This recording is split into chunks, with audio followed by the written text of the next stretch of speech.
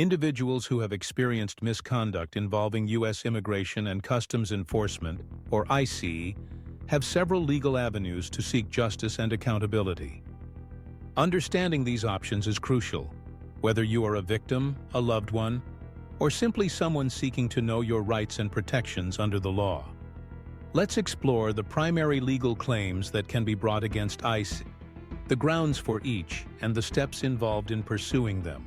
One of the most significant legal tools available is the civil rights lawsuit, under 42 U.S. Code Farrart 1983, or, in some cases, a Bivens claim.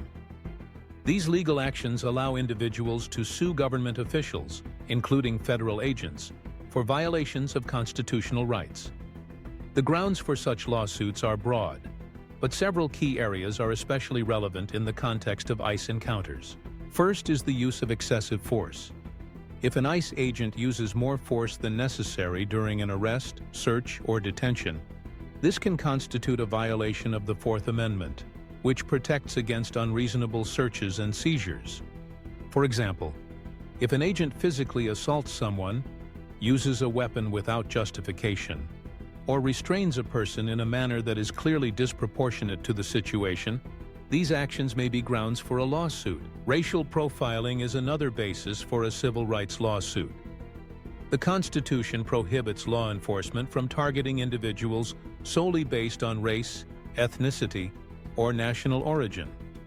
If ICE agents stop, question, or detain someone primarily because of their appearance or language, rather than credible evidence or reasonable suspicion, this can amount to a violation of the Equal Protection Clause. Illegal search or seizure is a frequent complaint. The Fourth Amendment requires that searches and detentions be supported by probable cause or a valid warrant, except in limited circumstances. If ICE agents enter a home, search personal belongings, or detain someone without proper legal justification, these actions may violate constitutional protections. Another area is due process violations, protected by the Fifth Amendment. Due process ensures fair treatment through the judicial system.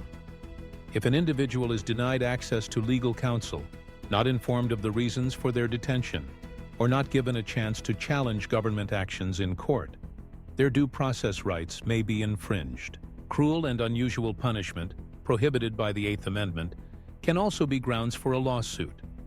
This might include subjecting someone to inhumane conditions in detention, depriving them of basic necessities, or inflicting harm beyond what is legally permissible. Anyone who believes their civil rights have been violated by ICE, including undocumented immigrants, has the right to file such claims.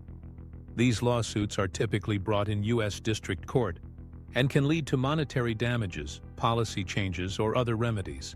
A related legal claim is false arrest or wrongful detention.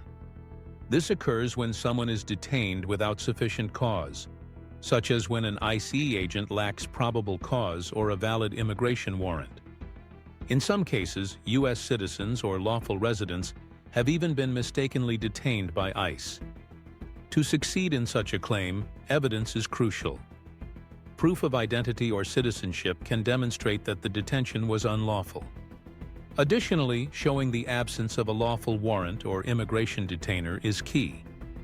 The outcome of a successful claim can include damages for harm suffered or an order for immediate release from detention.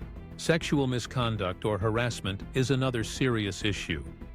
This can involve inappropriate body searches, especially when conducted by agents of the opposite gender, or harassment during custody or transfer.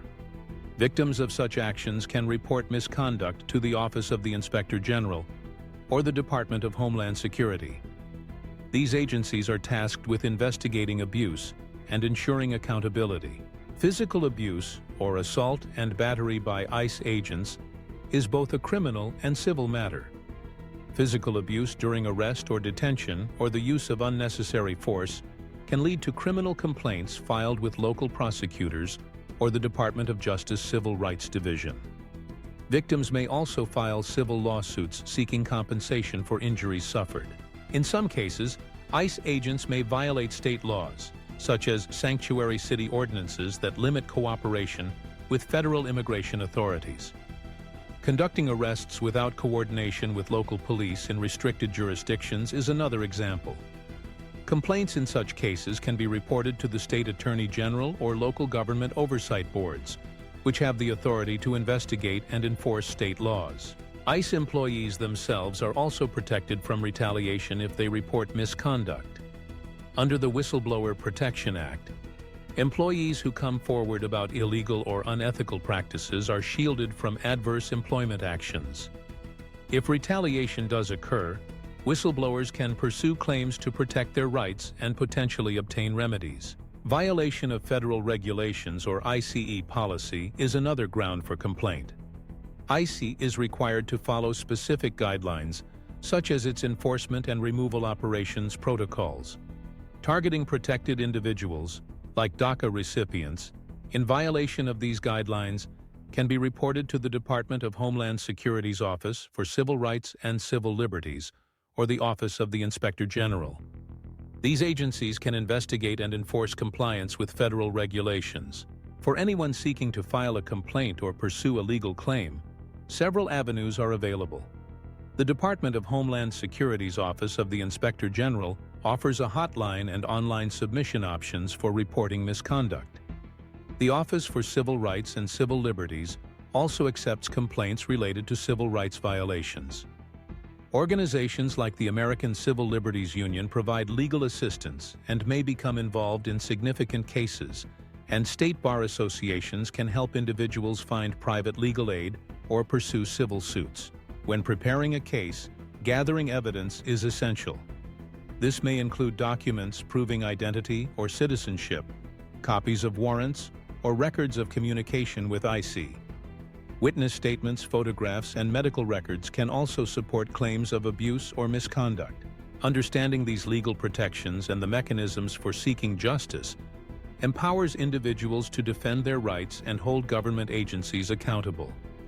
In the face of misconduct, knowing where to turn and what steps to take can make a critical difference. Whether you are a victim, a family member, or an ally, remember that the law provides pathways to challenge injustice and demand fair treatment for all. Abusing authority may bring a fleeting sense of power, but it never lasts. Every action, every injustice committed while in a position of control leaves a trail that can return to demand accountability. Those who misuse their roles often find that loyalty from their superiors is shallow.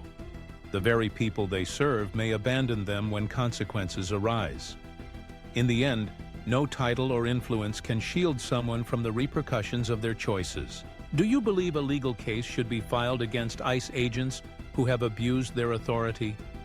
Your perspective matters. Do you think pursuing justice through the courts is the right step? Or are there other ways to hold wrongdoers accountable? Share your thoughts and experiences in the comments below. Let's open up a conversation about the best ways to ensure accountability and protect the rights of everyone affected by misconduct.